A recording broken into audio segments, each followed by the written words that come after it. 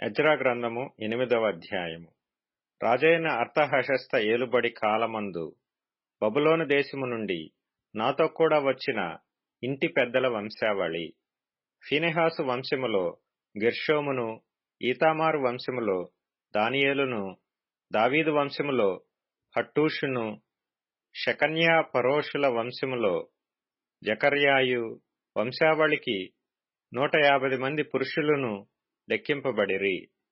పహత్మోయాబు వంశములో జెరహ్యా కుమారుడైన ఎల్యోయేనయియు 200 మంది పురుషులను, షెకన్యా వంశములో యహజీయేలు కుమారుడును 300 మంది పురుషులను, ఆదీను వంశములో యోనాతాను కుమారుడైన ఎబెదును 50 మంది పురుషులను, ఏలాము వంశములో అతల్యా కుమారుడైన యెషయాయు 70 మంది పురుషులను, షెఫట్యా వంశములో మిఖాయేలు కుమారుడైన జబద్యాయు 80 మంది పురుషులను, యోవాబు వంశములో యెహీయేలు కుమారుడైన ఓబద్యాయు 218 మంది పురుషులను, షెలోమీతు వంశములో యోసిప్యా కుమారుడును 160 మంది పురుషులను, బేబై వంశములో బేబై కుమారుడైన జకర్యాయు 28 మంది పురుషులను, అజ్గాదు వంశములో హక్కాటాను కుమారుడైన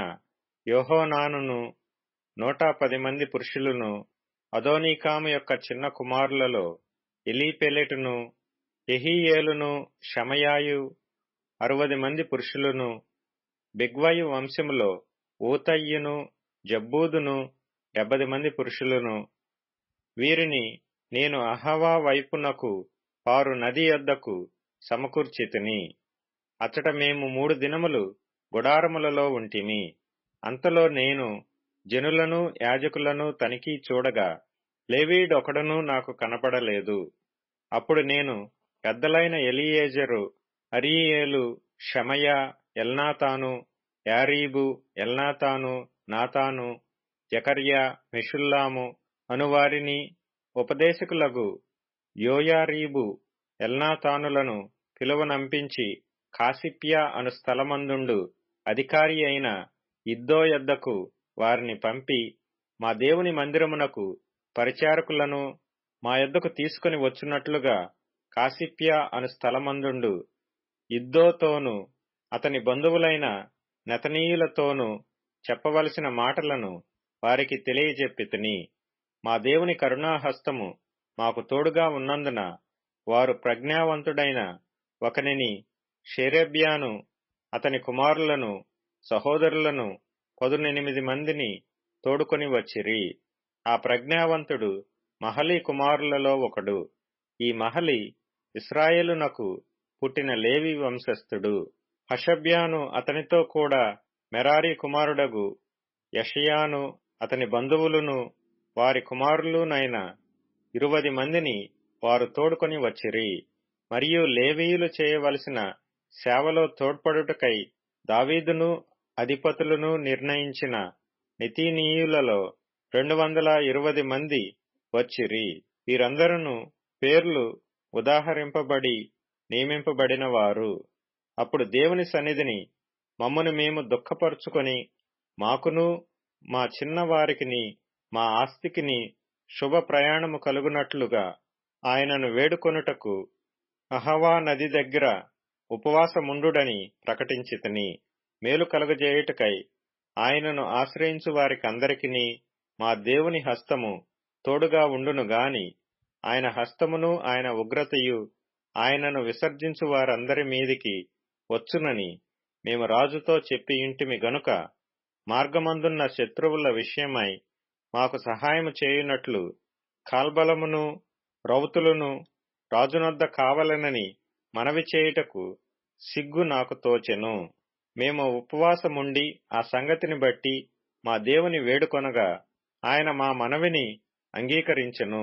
గనుక నేను యాజకులలో నుండి ప్రధానులైన 12 మందిని, అనగా షేరెబ్యాను, హషబ్యాను, వీరి బంధువులలో 10 మందిని ఏర్పరచి మా దేవుని మందిరమును ప్రతిష్ఠించుట విషయములో రాజును అతని మంత్రులను అధిపతులను అక్కడనున్న ఇశ్రాయేలీలందరూ ప్రతిష్ఠించిన వెండి బంగారములను ఉపకరణములను తూచి వారికి అప్పగించితిని.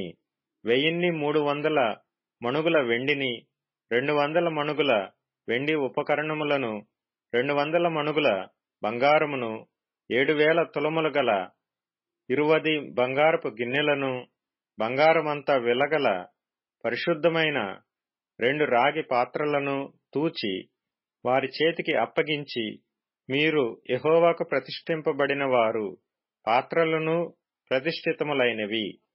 ఈ వెండి బంగారములను మీ పితరుల దేవుడైన యెహోవాకు స్వేచ్ఛార్పణలయ్యున్నవి. కాబట్టి మీరు యెరూషలేములో యెహోవా మందిరపు ఖజానా గదులలో యాజకుల యొక్కయు, లేవీల యొక్కయు, ఇశ్రాయేలు పెద్దల యొక్కయు, ప్రధానులైన వారి ఎదుట వాటిని తూచి అప్పగించు వరకు వాటిని భద్రముగా ఉంచుడని వారితో చెప్పితిని. కాబట్టి యాజకులను, లేవీయులను వాటి ఎత్తు ఎంతో తెలుసుకొని యెరూషలేములోనున్న మన దేవుని మందిరమునకు కొనిపోవుటకై ఆ వెండి బంగారములను, పాత్రలను తీసుకొనిరి. మేము మొదటి నెల 12వ దినమందు యెరూషలేమునకు వచ్చుటకై అహవా నది నుండి బయలుదేరగా మా దేవుని హస్తము మాకు తోడుగా నుండి, శత్రువుల చేతిలో నుండి, మార్గమందు పొంచియున్న వారి చేతిలో నుండి మమ్మను తప్పించినందున మేము యెరూషలేమునకు వచ్చి 3 దినములు అక్కడ బస చేసితిమి. 4వ దినమున వెండి బంగారములను, పాత్రలను మా దేవుని మందిరమందు యాజకుడైన ఊరియా కుమారుడైన మెరేమోత్ చేత తూనిక వేయబడెను. అతనితో కూడా ఫీనెహాసు కుమారుడైన ఎలియాజరు ఉండెను. వీరితో లేవీయులైన యేషూవ కుమారుడైన యోజాబాదును, బిన్నూయు కుమారుడైన నోవద్యాయును కూడా ఉండిరి. సంఖ్య చొప్పునను ఎత్తు చొప్పునను అన్నిటినీ సరిచూచిన తరువాత వాటి ఎత్తు ఎంతైనది లెక్కలలో వ్రాసిరి. మరియు చెరలోనికి కొనిపోబడిన వారికి పుట్టి చెర నుండి విడుదల నొంది తిరిగి వచ్చిన వారు ఇశ్రాయేలీల దేవునికి దహన బలులు అర్పించిరి. ఇశ్రాయేలీలందరి కొరకు 12 ఎడ్లను, 96 పొట్టేళ్లను, 77 గొర్రె పిల్లలను, పాప పరిహారార్థ బలిగా 12 మేకపోతులను తెచ్చి అన్నిటినీ దహన బలిగా యెహోవాకు అర్పించిరి. వారు రాజు యొక్క నిర్ణయములను రాజు యొక్క సేనాధిపతులకును నది యువతలనున్న అధికారులకును అప్పగించిన తరువాత వీరు జనులకును దేవుని మందిరపు పనికిని సహాయము చేసిరి.